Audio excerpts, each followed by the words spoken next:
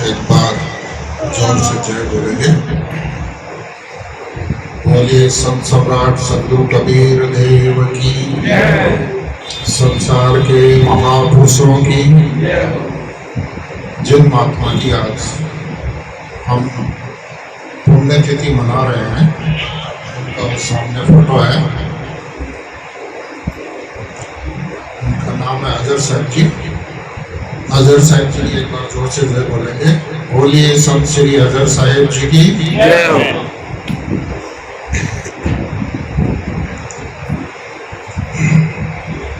मानव समाज के पथ प्रदर्शक संत समाज, साध्वी समाज, सत्संग प्रेमी सज्जनों, श्रद्धा मूर्ति माताओं बहनों और प्यारे बच्चों, अब तक आप विभिन्न भक्तों महात्माओं साध्वी बहनों से गद्य और पद्य में अपने जीवन कल्याण के विचार श्रवण कर रहे थे।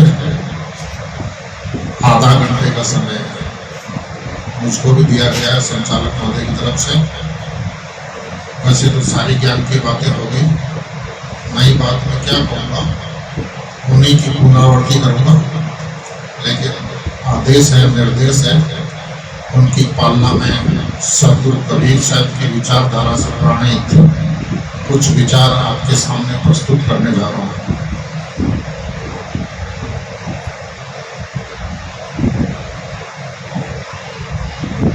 एक गांव में एक आदमी कुएं में गिर गया। पुराने जमाने की बात है, आज तो बोरिंग हो गए।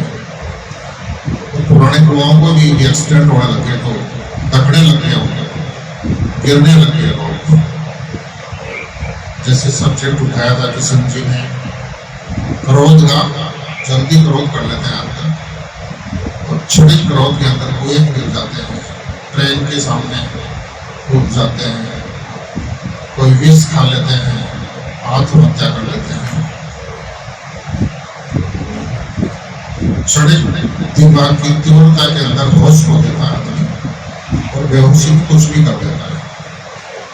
तो कुएं में गिर गया एक आदमी, तो उसको निकालने के लिए गांव वालों ने, उस समय आप जानते हैं, पुराने आदमी जानते हैं, डाना को जानते हैं, लाव को जानते हैं, गुण को भी जानते होंगे।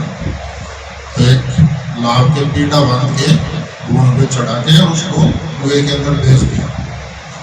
वो जो आदमी गिर गया था, उसको आवाज लगा के बोला, भाई इसके ऊपर बैठ जाओ, हम बाहर निकाल लेते हैं आपको। उस आदमी ने मना कर दिया कि मैं नहीं बैठूंगा, नहीं निकलूंगा बाहर। अब बताओ आप लोग कुछ कर लेंगे, क्या करेंगे आप? कुछ नहीं कर सकते, नहीं निकाल सकते। जब तक वो नहीं चाहेगा, उस पर नहीं बैठेगा पेड़े पे, आप उसको खींच के नहीं निकाल सकते। आपने अपनी तरफ से दया करके और उसको निकालने के लिए पूरी कोशिश की, लेकिन वो चाहता ही नहीं है बाहर आना, तो आप क्या कर सकते? इसी प्रकार इस अनादिकाल की दुनिया में हजारों हजारों संत हुए हैं। ये दुनिया आज की नहीं है, किसी ने बनाई नहीं है, ये अनादिकाल की है। अनादि है तो अनंत की है, हमेशा के लिए चलेगी। तो अनादिकाल की दुनिया में हजारों हजारों संत हुए हैं और सब ने अपना कल्याण किया है, लोगों के कल्याण के लिए उपदेश करते आए हैं। लेकिन इस जगत की क्या हाल है? कुत्ते की पूंछ को सीधा करो, वो टेढ़ा कर टेढ़ा। इसलिए दूसरे को समझाना, दूसरे के मन को बदलना, दूसरे को ठीक करना कठिन काम नहीं है, असंभव काम है। इसलिए इस कठिन और असंभव काम को छोड़ के जो सरल और संभव काम है, अपने आप का सुधार करना, अपने मन को ठीक करना, अपने आप की तरफ अपनी श्रुति को, अपनी मनोवृत्ति को अपनी तरफ मोड़ दीजिए। यदि आप में समाज सुधार करने का जज्बा है, आप समाज सुधार करना चाहते हैं, तो समाज बनता है व्यक्तियों से, और प्रत्येक व्यक्ति एक यूनिट है समाज की। एक एक व्यक्ति से समाज बनता है। उसमें आप भी यूनिट हैं, मैं भी एक यूनिट हूं। तो समाज सुधार करने का हमारे में जज्बा है, तो सबसे पहले अपने आप को सुधारिए। शुरुआत खुद से कीजिए। हम करते क्या है, खुद का सुधार नहीं करते और दूसरे को सुधारने के लिए चल पड़ते हैं। यही हम धोखा खा जाते हैं। बात हम वही कहते हैं समाज सुधार की, अच्छी बात कहते हैं, ठीक बात कहते हैं, लेकिन खुद बदले हुए नहीं है। जो आदमी खुद बदला हुआ नहीं है, खुद अपनी स्थिति में स्थित नहीं है, उसका सोसाइटी पे कोई असर नहीं होता। इसलिए अपने आप को बदलिए। जैसे कार्तिक वाले महीने के अंदर हम खेतों में जाते हैं, काचरी पक जाती है तो वो खुशबू छोड़ देती है। तो एक बदला हुआ इंसान, एक सुलझा हुआ इंसान, वो चाहे कुछ भी नहीं बोले, उसकी खुशबू चारों तरफ अपने आप फैल जाती है। इसलिए अपने आप को बदलिए, अपने आप को चेंज कीजिए। वीर वही जो स्वभाव सुधार है। किसी को थप्पड़ मारना, किसी का धन छीनना, किसी के साथ जबरदस्ती करना, कमजोर को सताना, किसी को गोली चलाना, ये बहादुरी नहीं है, ये वीरता नहीं है। वीरता क्या है? जिसने अपने स्वभाव को सुधार लिया, अपने स्वभाव को ठीक कर लिया, वही वीर है। इसलिए वीर वही जो स्वभाव ही सुधारे। अपने आपका स्वभाव, अपने आपका मन ठीक कीजिए।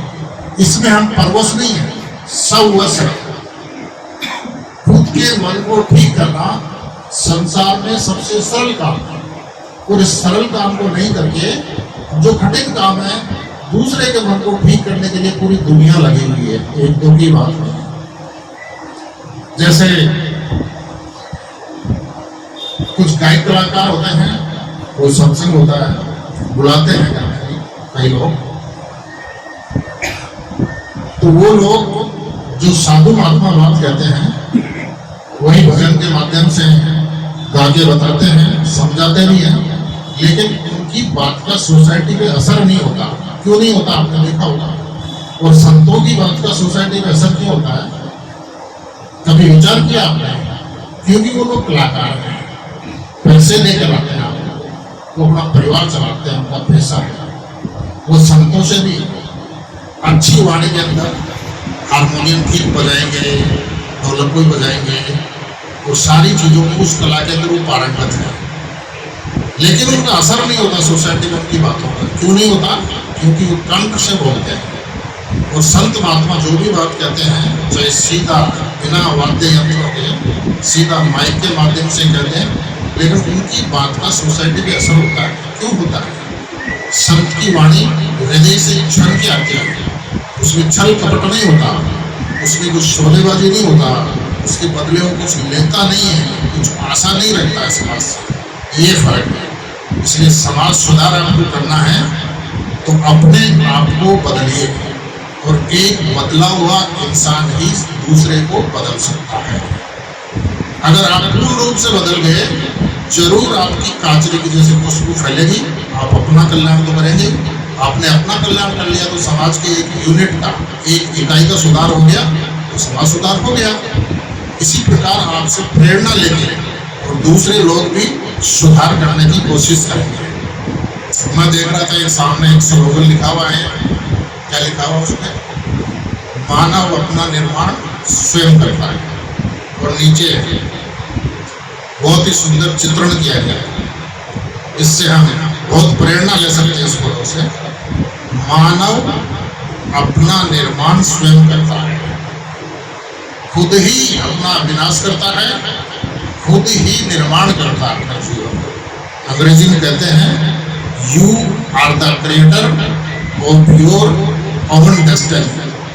आप अपने भाग्य के स्वयं विधाता हैं, दूसरे नहीं है। आज हम जिस भी स्थिति में बैठे हैं, चाहे हम दुखी हैं या सुखी हैं, उसके जिम्मेदार हम स्वयं हैं, दूसरा नहीं है। लेकिन हमारा मन इस बात को स्वीकार नहीं करता है। हमारे को दुख आ जाता है तो हम दूसरे को दोष देते हैं, घर वालों को देते हैं, पड़ोसियों को देते हैं। और अगर घर वाले और पड़ोस वाले में कोई दोष नहीं दिखता है तो हम ऊपर अंगुली करते हैं आकाश की तरफ और कहते हैं हे भगवान, आप मेरे साथ इतना बुरा क्यों कर रहे हैं? तो ऊपर तो है नहीं कोई भगवान नाम की, तो कल्पना है हमारी। लेकिन बड़ा चालाक है ये, अपने ऊपर कुछ नहीं लेता। जो भी दुख हमारे पास आ रहे हैं उसका कारण हम स्वयं हैं, उस पर विचार करो। जब तक हम विचार नहीं करेंगे हमारे दुख नहीं मिटेंगे। क्रोध करते रहेंगे और क्रोध में नुकसान किसका होता है? स्वयं का होता है। आप थोड़ी देर क्रोध करके देखिए, आपका ब्लड प्रेशर बढ़ जाता है, हाथ और पैर में कंपी होने लग जाती है। कितना नुकसान कर डालते हैं आप, अपने आप का ही नुकसान आप स्वयं कर रहे हैं, अपने पैरों पे आप गाड़ी चला रहे हैं। इसलिए किशन जी ने और अन्य लोगों ने प्रश्न उठाया था क्रोध के ऊपर कैसे काबू पाया जाए। तो क्रोध का मूल कारण क्या है? कामना। जब हमारी कामनाओं की पूर्ति होती है तो हमारा लोभ बढ़ता है, और जब हमारी कामनाओं की पूर्ति नहीं होती, हमारे मन का नहीं होता, तो हमें क्रोध आता है। सीधा सा कारण है। कामना को खत्म कर दो, लोभ भी खत्म हो जाएगा और क्रोध भी खत्म हो जाएगा। और कामना का क्या कारण है? इसका मूल क्या है? कामना का मूल कारण है हमारा अज्ञान। वैसे तो कोई अज्ञानी नहीं। एक पंचर निकालने वाला, टायर का पंचर निकालने वाला, वो भी ज्ञानी है।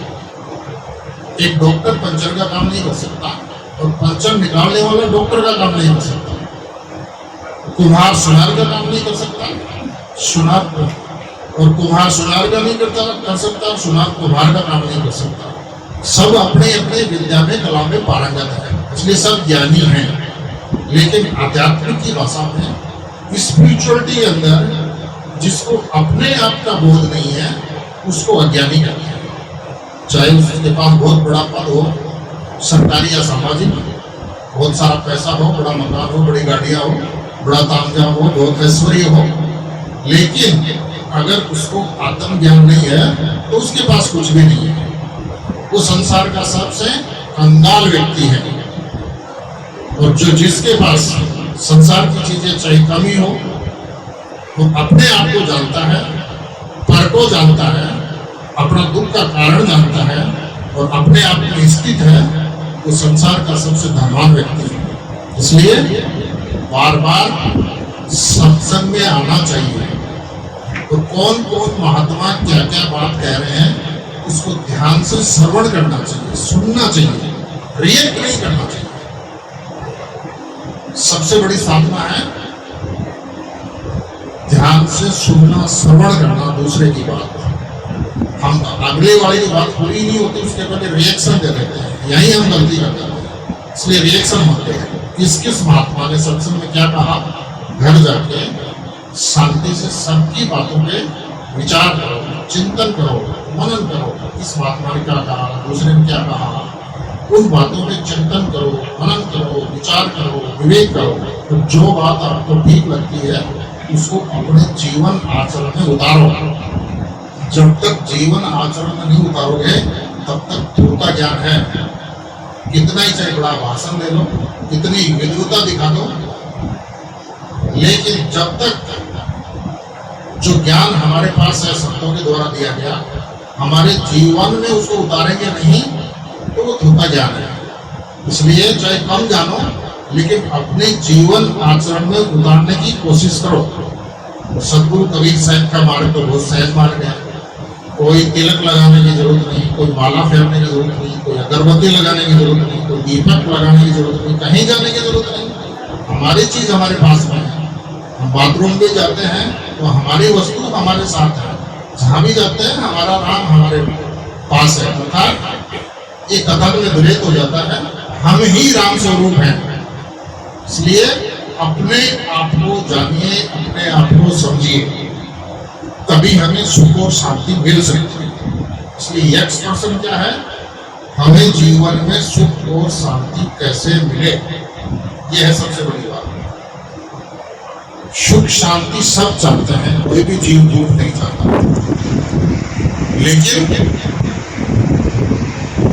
सही दिशा और सही मेहनत नहीं करते हैं, सही जानकारी नहीं होती है, सही ज्ञान नहीं होता, इसलिए उसका ये रिजल्ट सही नहीं आता। जैसे हमें जाना है पश्चिम की तरफ, अजमेर की तरफ, और हम जा रहे हैं भरतपुर की तरफ, उरू की तरफ, तो कभी भी अजमेर नहीं आएगा, चाहे गाड़ी को टॉप गियर से चलाओ। किसी आदमी ने कहा कि कहाँ जा रहे हो भाई, कि हम अजमेर जा रहे हैं, तो अजमेर तो आपके पीछे रह गया। तो उसने बताया, हमारी मदद की, हम मुड़ गए 180 डिग्री पे और अजमेर की तरफ चलना चालू कर दिया। चाहे हम चींटी की गति से चलें, एक दिन अजमेर आ जाएगा, हमारी मंजिल आ जाएगी। इसलिए सच्चा ज्ञान और उसके अनुसार आचरण।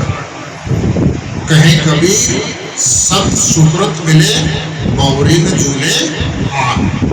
सत्य, सच्चा ज्ञान, सुकृत, उसके अनुसार आचरण।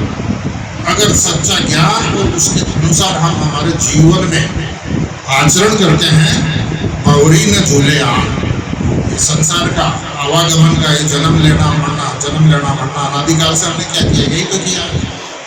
देह से कर्म वासना, और कर्म वासना से दूसरा देह धारण करते हैं, यही तो चक्कर चल रहा है। जैसे बीज से वर्ग, वर्ग से बीज, यही चक्कर चला अनादिकाल से। अब ये जो चक्कर चल रहा है, इस श्रृंखला को तोड़ दो, बीज को भून दो। जैसे दाने और भूंगड़ा होते हैं ना, आजकल तो बड़गुंजे कम हो गए, पहले हर एक गाँव में बड़गुंजे होते थे, दाने भूंगड़ा सेकने वाले, चौके और चने के। माताएं बहनें सिखाने के लिए जाती थी, बचपन में मैं भी जाता था बड़गुंजे के बारे में, मुझे याद है।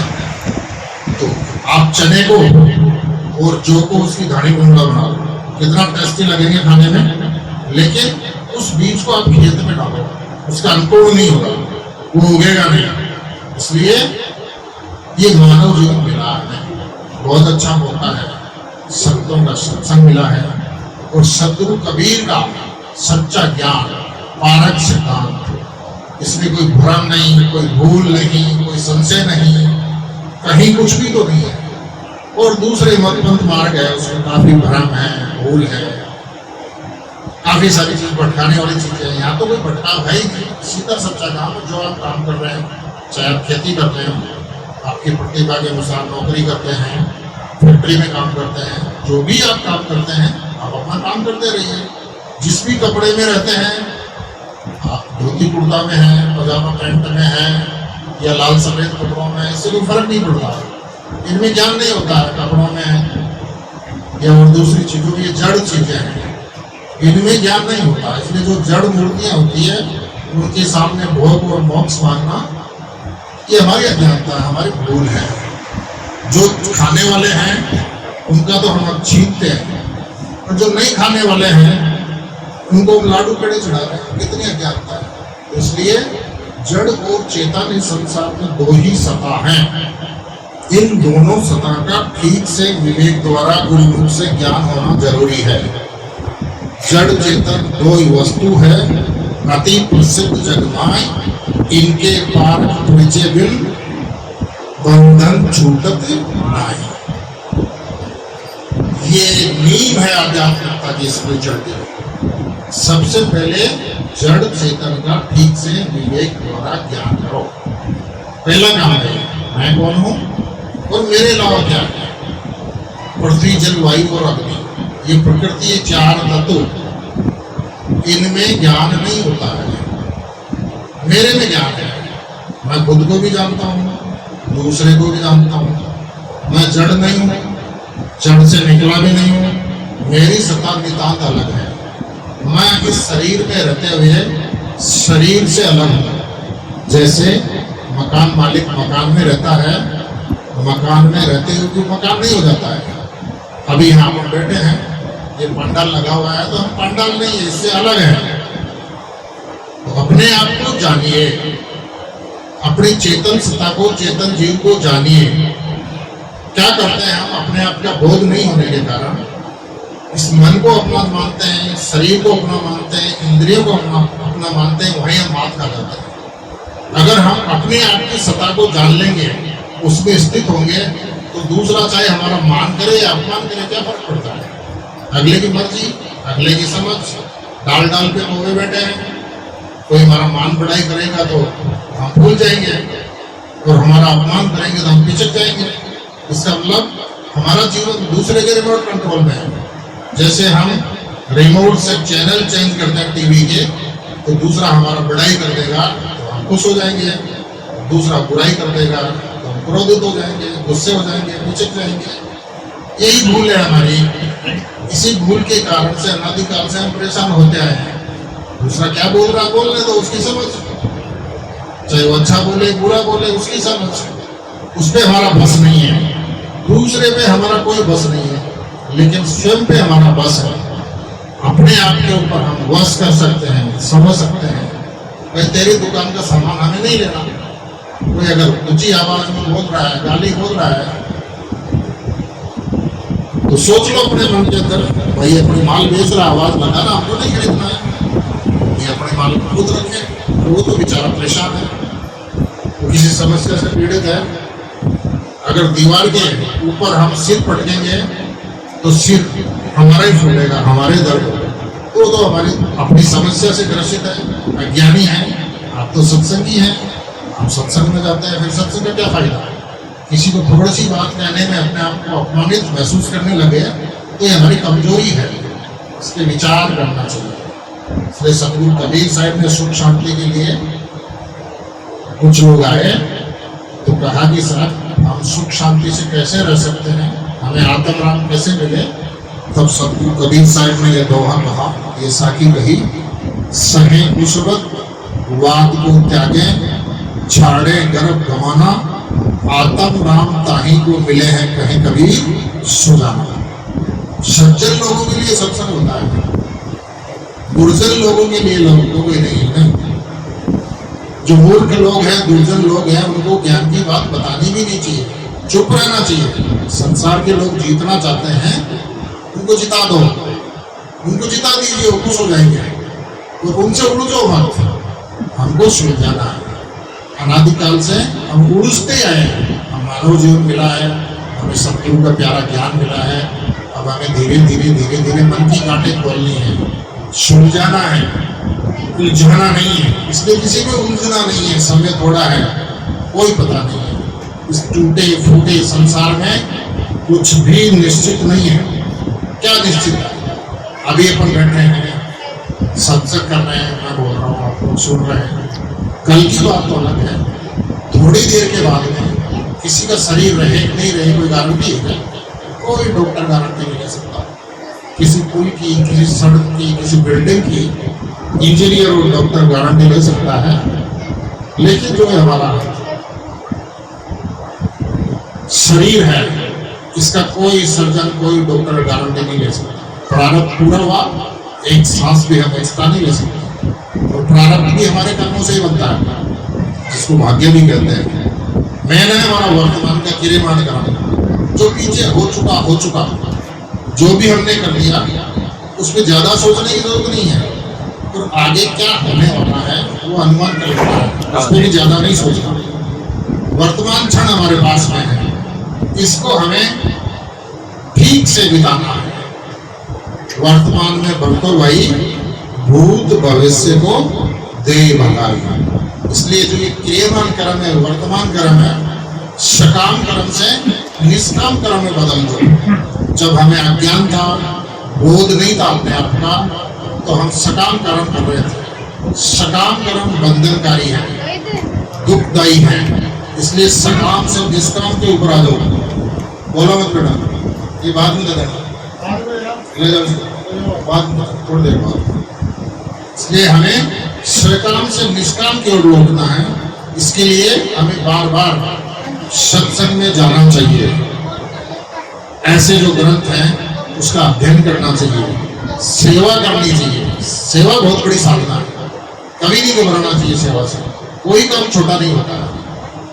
जब तक हम सेवा नहीं करेंगे, सेवा से मन कोमल होता है, हृदय कोमल होता है। हृदय के दरवाजे नहीं खुलते हैं, खिड़कियां नहीं खुलती है जब तक मन कोमल नहीं होता। और मन कोमल कैसे होगा? सेवा से होगा।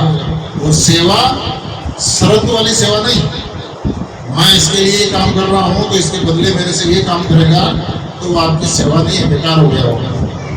निष्काम निस्वार्थ सेवा, निस्वार्थ सेवा कीजिए ह्यूमन बीइंग के लिए, तो आपका मन, आपका हृदय कोमल होगा।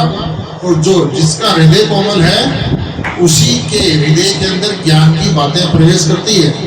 नहीं तो जैसे सोने घर का पालना होता है ना, दरवाजा बंद है तो वो चला जाएगा वापस, ज्ञान की बातों का असर नहीं होगा।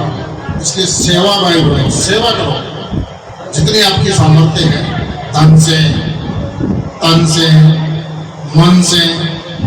किसी को अच्छी राह दो, पूरा रास्ता भी मत बनाओ, किसी की बर्बादी की मत सोचो, आबाद करने की सोचो। सबसे बड़ी सेवा है। संत आपको क्या देते हैं? आपको सही सीख देते हैं, सही रास्ता बताते हैं। अब चलना और नहीं चलना आपके ऊपर है। जैसे कुएं में गिर गया था ना आदमी, वो बाहर निकले नहीं निकले उसकी मर्जी। तो संत को पुकार पुकार के कह रहे हैं, विभिन्न उदाहरण देके बार बार कह रहे हैं कि भाई हम जो जिस मार्ग पर चल के हमारा कल्याण किया है, हमने सुख शांति का अनुभव किया है, तो दया करके और लोगों को बताने की कोशिश करते हैं। तो उसके ऊपर विचार करके आप लोगों को विचार करना चाहिए, और जो बात आपको ठीक लगे उसको अपने जीवन आचरण में उतारना चाहिए। एक बात और कह दूँ आपको, हम लोग जो भी बात आपको कह रहे हैं वो बात आप आंख बीच के मत मानना, हमारी बातों पर विचार करना। अगर विचार करोगे, विवेक करोगे, अगर परख शक्ति को खरी उतरती है हमारी बात, तो जरूर अपने जीवन में उतारना। और अगर जो कोई बात आपके नहीं जचती है, वापस हमारे झोले में डाल दो। हम किसी से विवाद नहीं करते हैं, हमारे विचार रखते हैं। जैसे यहाँ पर एक ही विचारधारा का मंच है, सब भगत लोग, साधु संत लोग, हम ऐसी जगह भी जाना पड़ता है जहाँ विभिन्न पंथ संप्रदाय के लोग होते हैं। जब भी मैं कभी कोई भी मेरा व्याख्यान देता हूँ तो हाथ जोड़ के उन लोगों को कह देता हूँ, मैं मेरे विचार रखूंगा, मेरी बातें रखूंगा। आपको ठीक लगते हैं, नहीं ठीक लगते हैं, ये आपका विचार है, ये आपका सोच है। इसलिए कोई आपको ठीक लगती है तो अपने जीवन आचरण उतारना, और ठीक नहीं लगती है वापस मेरे झोले में डालना। हम न तो विवाद करते हैं और न विवाद में विश्वास करते हैं, इसलिए विवादी मत बनिए। तो अभी मैंने साहिब का एक वो साखी बोली थी, सहे कुशबत को सहन करो सुख शांति के लिए। आपको कोई गाली देता है तो सहन कर लो, आपसे कोई गलती हो गई तो माफी मांग लो, और उस गलती को दोबारा रिपीट मत करो। और दूसरा क्या बोल रहा है क्या नहीं बोल रहा, माफ कर दो उसको। कोई कहेगा कब तक माफ करें? जीवन के अंतिम सांस तक, क्योंकि निमंत्रण हमारे बस में नहीं है, ये चलते रहेंगे जब तक ये जीवन है। तो कोई आदमी क्या कहेगा, क्या बोलेगा, कोई मान सम्मान करेगा, कोई अपमान करेगा, कहीं हमारे फेवरेबल कंडीशन होती है, कहाँ फेवरेबल नहीं होती, तो ये जीवन में चलती रहेगी। आप एक मजबूत किला बना लो, अपनी साधना का किला ज्ञान का। कोई कुछ भी बोले, कोई कुछ भी कहे, आपकी स्थिति को खराब नहीं करना है। आपका मन चंचल नहीं होना है, मन को चंचल मत करो। जहां हमारा मन चंचल हो जाता है वहीं गड़बड़ हो जाता है। सहजता सरलता से जीवन जियो, सहज सरल और सहनता, अगर ये चीज आ गई तो मानो हमारी स्थिति बन गई। लेकिन सहज सरल और सहन होना मामूली बात नहीं है, ये सब साधनाओं का सार है। जो सारी साधनाएं हैं, सत्संग करना, साधना करना, सेवा करना, इसी के लिए है। तो मैंने मतलब एक साखी रखी, सह कुशबत वाद को त्यागे। वाद विवाद नहीं करना है, वाद विवाद अपना हम वाद विवाद ही करते आए। अब हमें सुविधा नहीं से वाद विवाद में नहीं पड़ना। और दूसरा मतवाद, पंथवाद, संप्रदायवाद, जातिवाद, क्षेत्रवाद, इनमें भी नहीं पड़ना। ज्ञान इनसे सबसे ऊपर होता है। ज्ञान का कोई वाद नहीं है, जाति नहीं है, क्षेत्र नहीं है, कोई लिंग नहीं है। और इन सबसे ऊपर है विवेक आपका। सतगुरु कबीर साहब के पास क्या था? विवेक ही तो था। उन्होंने विवेक की आंख से देखा और हम लोगों को जीने का एक तरीका बता दिया। हमको भी विवेक जगाना है। और विवेक कैसे जगेगा? एक बुद्धि की दशा होती है, बुद्धि से गलत हो सकता है, लेकिन विवेक दशा में गलत नहीं होता। विवेक सही और गलत, सच और झूठ को अलग अलग कर देता है। सार सार को गही रहे धोता दे उड़ा। इसलिए अपने विवेक को डेवलप करो। विवेक डेवलप कैसे होगा? ये होगा निष्पक्षता से। हर एक दृष्टि से जीवन में निष्पक्ष जीवन जियो। गलत बात का पक्ष मत लो और गलत जीवन आचरण में मत चलो। आपका विवेक जागृत हो जाएगा और अगर विवेक जागृत हो गया तो सारी समस्याओं का समाधान हो गया। विवेक और वैराग्य तो संत की पूंजी होती है, यही तो पूंजी है। इसी के लिए प्रयास करना चाहिए। इसलिए मैंने आप लोगों के सामने कुछ बातें रखी, आपने बहुत ध्यान से सुना। मेरा समय भी लगभग पूरा हो गया। मैं यही मेरी वाणी को विराम देता हूँ। बोलिए श्री सद्गुरुदेव की।